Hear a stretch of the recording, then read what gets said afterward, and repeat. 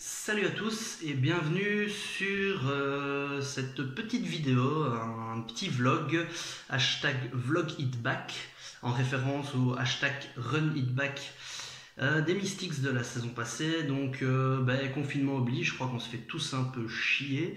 Et donc j'avais envie de causer basket parce qu'il n'y a plus grand chose qui se passe et que les 280 caractères de Twitter c'est un peu court. Donc voilà. On est sur une vidéo qui correspond, donc je me présente d'abord, moi c'est Florian du compte MysticsBE que vous suivez peut-être sur Twitter, qui est là, qui est donc un compte qui parle de basket féminin, un peu de basket américain mais surtout féminin, et donc de l'équipe de WNBA des Washington Mystics, on va y revenir un peu, et puis il y a beaucoup d'autres conneries aussi. Donc, tout ça pour dire qu'à la base, moi je suis passionné de basket depuis quelques années maintenant et qu'on va faire, je sais pas trop dans quoi je me lance là, je vais faire un petit vlog qui, je sais pas si on aura, je pense pas tous les jours, tous les 2-3 jours, j'ai quelques thématiques en tête, puis je verrai un peu si ça plaît, si vous avez des remarques, des réflexions, des choses dont vous voulez que je parle, mais donc voilà, pour ceux qui se demandent, qui débarquent là-dessus, ça va causer basket féminin, ça va causer basket américain, WNBA et en particulier les Washington Mystics. Alors pourquoi le basket féminin d'abord? Parce que j'adore le basket masculin, j'aime bien parler du basket masculin aussi. Maintenant, le basket masculin, il y a beaucoup de gens qui en parlent déjà et qui le font très bien. Et le basket féminin, il y a quand même nettement moins de couverture, hein, de gens qui en parlent. Donc voilà, principalement sur Twitter, il y a quand même une bonne petite bande où on se marre bien, on discute sérieusement et parfois on raconte plein de merde aussi. Donc voilà, c'est pour ça qu'il y a l'envie d'en parler. Il y a aussi parce que basket, moi c'est surtout basket américain, hein, donc je suis arrivé là via la NBA, fan de NBA. Et puis de la NBA, je suis tombé sur la WNBA avec les amis de la WNBA France. Donc voilà, un petit groupe sur Twitter qui font un taf de dingue sur la WNBA depuis plusieurs années. Donc je les salue, je leur fais la bise parce que c'est vraiment par eux que je suis arrivé là-dedans. Et du coup, je suis arrivé à la WNBA et donc c'est vraiment le côté sport US qui m'intéresse, quoi. Et puis ce qui se passe aussi, c'est que la NBA, je suis ça depuis plusieurs années. Il y a des équipes que j'aime bien, mais j'ai pas d'accroche avec une équipe en particulier. Alors que WNBA, j'ai vraiment accroché avec les Mystics. Ça c'est dans les veines, comme on dit, et je vais y revenir un peu après, quoi. Et donc la WNBA. Alors qu'est-ce que c'est que la WNBA? La WNBA, oui, avant ça, c'est un vlog qui est complètement fait à l'arrache parce que c'était pas prévu. Ça faisait un certain temps que j'avais envie de causer basket. Ça faisait un certain temps que je savais pas trop comment le faire. J'ai pas trop de matos chez moi, donc pour être tout à fait transparent, je filme comme vous le voyez à la tablette. Ça va être monté avec pas grand chose, juste histoire d'avoir un contenu qui ressemble un minimum à quelque chose. J'espère que le son sera audible. L'image, c'est chez moi, on est dans mon bureau, il n'y a pas grand décor pour le moment. On verra si ça s'étoffe par la suite et on est parti là-dessus. Donc voilà, la WNBA. Donc la WNBA, je vais quand même retracer rapidement pour ceux qui débarqueraient d'ailleurs et qui ne sauraient pas du tout de quoi on parle. Donc c'est une ligue de basket qui se passe aux États-Unis, qui est un peu le pendant de la NBA pour les femmes. À savoir donc la NBA, elle se passe pendant toute la saison, à peu près comme les saisons européennes, comme les saisons partout dans le monde, d'octobre à juin. Et la WNBA, c'est l'inverse, parce qu'en fait, quand elle s'est mise en place, il fallait qu'elle trouve un créneau où il y avait de la place au niveau de la télé, où elle n'ait pas trop de concurrence. Elle n'avait pas les moyens de faire concurrence avec les ligues européennes, que ce soit l'Euroleague ou que ce soit les ligues nationales qui étaient déjà bien implantées. Et donc, elle s'est dit, je vais le faire pendant les vacances. On va faire une ligue d'été. Et donc, c'est grosso modo de mai-juin à septembre, début octobre. La saison, ça dépend un peu d'une année à l'autre, le calendrier, comment il tombe. Donc on est sur une saison plus courte, on est sur une saison complémentaire, ce qui fait qu'il y a quand même beaucoup de filles qui jouent en été en WNBA et qui en plus jouent en Europe ou bon, principalement Europe et un peu Australie, un petit peu Chine aussi, pendant le reste de l'année, donc qui cumulent deux boulots parce que on en reparlera sans doute dans une autre vidéo, mais au niveau de tout ce qui est rétribution, voilà, le basket féminin c'est pas idéal comme tous les sports féminins en fait. Et donc la WNBA, voilà, on est sur une saison, même si c'est une ligue qui est très courte, qui est une ligue d'été, on va pas se mentir, en termes de niveau, ça peut discuter éventuellement un peu avec l'Euroleague, en sachant que pour beaucoup les stars dans les deux ligues sont les mêmes en fait, donc voilà. Mais ouais, on est clairement en termes de top niveau. Il y a beaucoup de gens qui critiquent le basket féminin par rapport à son niveau. Alors c'est fatalement très différent du basket masculin, parce que le basket masculin, on est beaucoup plus surtout aux États-Unis, sur des bestiaux athlétiques, ça saute, ça voilà. Par contre, voilà, la WNBA c'est quand même très athlétique, mais athlétique pour du sport féminin, donc c'est très différent, mais il y a beaucoup d'impact, ça va très vite, c'est beaucoup de vitesse, c'est beaucoup de technique, ça shoot très bien, les défenses sont bien organisées, c'est souvent du jeu, on n'a pas trop de jeu en ISO parce que c'est pas dans l'ADN de cette ligue-là. Donc voilà, pour ceux qui se posent la question, c'est mieux les hommes, c'est mieux les femmes, allez, pistache vanille quoi, chacun aime ce qu'il veut et je peux comprendre que quelqu'un me dise moi personnellement j'aime moins le basket féminin, moi personnellement je regarde les deux, je regarde le masculin, je regarde le féminin et j'y trouve des choses très différentes et je me plais vachement dans les deux. Donc à ce niveau-là, moi voilà, faut le regarder, faut pas partir avec des a priori, il y a beaucoup de commentaires très sexistes qui traînent un peu partout sur les réseaux, c'est très triste. Mais voilà, faut pas partir là-dessus, il faut regarder un match, le regarder en vraies conditions, s'intéresser un peu, parce que fatalement c'est plus intéressant quand on connaît un peu les joueuses. Alors pour ça, comme je vous disais, il y a plusieurs passages si vous voulez vous renseigner un peu. Il y a suivre le compte WNBA France, donc ça doit être je mettrai le nom dans la description pour pas me tromper. Allez sur le site swishswish.net, donc swish-swish.net, je mettrai aussi le lien dans la description où il y a plein d'articles qui traitent de l'actu, qui font des présentations de portraits. C'est une bonne manière aussi de se renseigner et de voir un peu de quoi ça parle. Et alors regardez des matchs quoi. Après si vous n'aimez pas le basket et que vous êtes tombé complètement ici par hasard juste parce que j'ai un charme fou, voilà. Mais si vous êtes venu ici parce que vous vous intéressez au basket, voilà, faut regarder des matchs.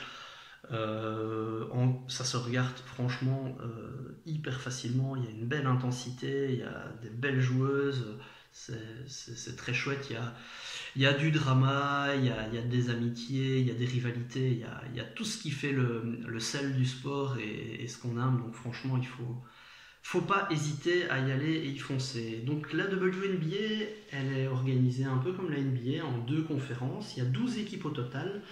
Donc 6 à l'est, 6 à l'ouest. Et alors moi, l'équipe qui m'intéresse principalement et dont je vais vous parler, donc c'est les Mystics de Washington. Donc c'est une des 6 équipes de l'Est. C'est une équipe qui est apparue, elle n'a pas fait la première saison. Donc la WNBA existe depuis 97, je suis belge, 1997. Et à partir de l'année suivante, les Mystics sont là. Donc c'est une des plus vieilles équipes, c'est pas une des équipes pionnières, mais c'est quand même une équipe qui est là depuis très longtemps dans la ligue. Et donc il faut savoir que pendant des années, c'est une équipe qui a un peu galéré quand même, quoi. Donc de temps en temps elle allait en playoff, mais jusqu'à 2017, donc jusqu'à il y a 2 ans, c'était la seule équipe de la ligue qui n'avait jamais été en finale. Donc ça a été résolu par plusieurs choses, par un coach qui est arrivé en 2013, Mike Thibault. Je crois que je ferai une vidéo entière sur lui parce qu'il y a beaucoup de choses à en dire sur ce monsieur qui est vraiment pour beaucoup dans la réussite actuelle des Washington Mystics. Et alors l'autre point quand même, c'est donc Elena Delle Donne, qui est donc la joueuse phare, la franchise player comme on dit aux États-Unis, la star de l'équipe, qui est donc arrivée pour la saison 2017. Et alors ça a quand même fait passer l'équipe dans une autre sphère. Et donc en 2018, l'équipe va aller en finale pour se faire sortir sèchement par l'équipe de Seattle, par le Storm, qui sera champion en 2018. Mais donc l'année d'après, avec un sentiment de revanche, l'équipe va revenir, donc la saison qui vient de se terminer en 2019. Donc retourner en finale, affronter le Connecticut Sun, donc l'équipe du Connecticut, donc une équipe pas très loin, une autre équipe de l'Est. Ça va donner une lutte acharnée et une série en 5. Franchement, si vous vous ennuyez pour le moment, c'est le confinement, on est chacun chez nous, on se demande quoi foutre. Ça se regarde très bien. C'est une série en 5 matchs, donc avec un match décisif derrière. Il y a beaucoup d'événements, beaucoup d'intensité, deux énormes équipes qui se rendent coup pour coup. Franchement, c'est des très belles finales. Surtout que, voilà, pour regarder la WNBA, le plus simple, c'est le League Pass, hein, donc c'est un petit pass que vous payez et vous avez accès à tous les matchs. Et actuellement, il a été débloqué juste pour tout le mois d'avril, je crois. Donc voilà, vous pouvez voir les matchs en intégralité gratuitement. Et en plus, je pense que de toute façon, ça doit se trouver sur YouTube, éventuellement. Donc voilà. Donc je disais, la WNBA, ça se joue en... Jusque-là, il y avait 34 matchs. Ici, normalement, il va y en avoir à partir de cette saison-ci, si elle se joue, si voilà... Covid-19, tout ça, on ne sait pas trop comment ça va tourner, mais elle était censée se jouer en 36 matchs. Et donc, sur cette base-là, il y a un classement qui se fait, et à la fin, les 8 meilleurs sont gardés, donc sont qualifiés pour les playoffs, la phase finale, un peu comme, voilà, c'est pas exactement le même principe, mais je crois que j'y reviendrai dans une autre vidéo, parce que je n'ai pas spécialement envie que ce soit trop long ici, c'est pas le but. Et donc voilà, donc les Mystics de Washington. Alors comment moi je suis arrivé à ça, comment je suis arrivé à cette équipe-là, parce que je la suis vraiment depuis 2 ans maintenant. Donc je vous ai dit, je m'intéressais beaucoup à la NBA, mais j'avais pas vraiment d'équipe fétiche. Je regardais, j'ai plein d'équipes que j'apprécie, des équipes que je suis un peu plus, et voilà, des joueurs que j'aime bien. Mais j'avais pas d'équipe, voilà, une équipe où tu vis avec, j'ai pas de lien avec les États-Unis, j'ai pas de famille là-bas, j'ai aucun lien, donc c'était compliqué. Et quand j'ai commencé à m'intéresser à la WNBA via justement les poteaux de WNBA France, je me suis dit qu'il fallait quand même que je jette un peu un coup d'œil sur une équipe, et puis j'ai vu qu'il y avait une joueuse belge qui faisait partie d'une équipe. Alors c'était pendant la saison 2018, donc justement cette année-là, elle était en année sabbatique, on va dire, elle n'était pas là. Mais j'ai quand même suivi l'équipe, puis il y a eu run en finale, les playoffs, je suis tombé complètement amoureux de cette équipe, de son jeu, de ses joueuses. Elena Delle Donne, qui est une joueuse techniquement incroyable, complètement incroyable, offensivement, c'est une arme indéfendable. Et donc voilà, je suis vraiment tombé amoureux de cette équipe, d'autres joueuses. Et c'est là que petit à petit je me suis dit, si on lançait un compte fan, et c'est comme ça que le compte Twitter est né, qui a maintenant 1 an. Ça fait 1 an que je vous raconte mes conneries sur l'oiseau bleu, et que vous êtes quelques-uns à me suivre. Si je vous saoule, vous me faites signe, il n'y a pas de souci. Et donc voilà, moi j'aimais déjà bien l'équipe, j'étais vraiment tombé amoureux de plusieurs joueuses. Et puis derrière, on a donc Emma Messman, la joueuse belge, qui revient dans l'équipe. On signe en 2019 une autre joueuse belge pour terminer la rotation, donc Kim Mesdak. Donc voilà, là on est vraiment... c'était une évidence, je suivais cette équipe-là. Et puis derrière, on fait cette saison complètement historique.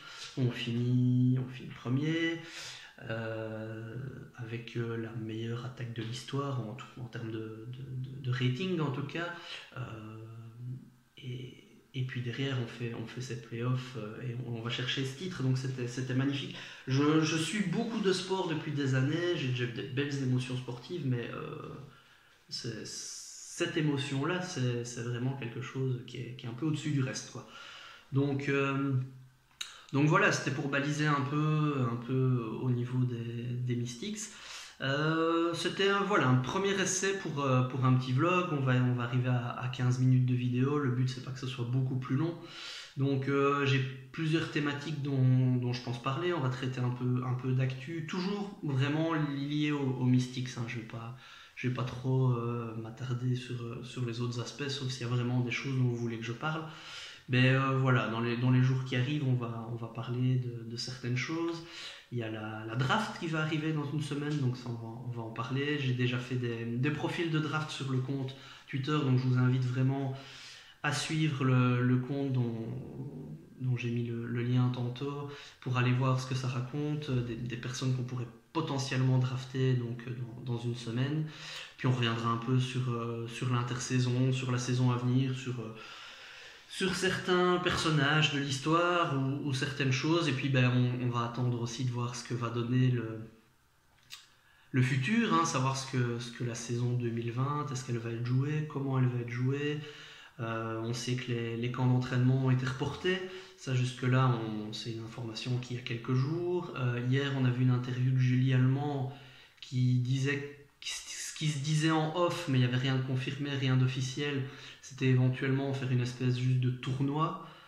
Donc, bon, voilà, ça, c'est toutes des choses. Il n'y a rien d'officiel, rien de confirmé. Donc, on attend vraiment de voir ce qui va se raconter, savoir à quelle sauce on va pouvoir manger cette saison 2020, pour laquelle il y avait beaucoup d'attentes parce qu'il y avait pas mal de choses nouvelles qui arrivaient, donc ce sera l'occasion d'en reparler aussi prochainement dans une prochaine vidéo. Donc voilà, c'est tout pour aujourd'hui. Comme je vous disais, c'est vraiment fait à l'arrache. Je ne sais pas du tout si je vous refais une vidéo demain, après-demain, dans 5 jours. N'hésitez pas à me faire des commentaires ici dans les commentaires YouTube, sur Twitter aussi, surtout sur Twitter que je suis actif, mais bon, on va essayer de prendre l'habitude de passer voir ce qui se passe et par rapport à ça, de me dire un peu ce que vous en pensez, s'il y a des thématiques que vous voulez que j'aborde, ce que vous trouvez intéressant, si vous avez des remarques. Et puis pour le reste, restez bien chez vous, prenez soin de vous, vous faites pas trop chier.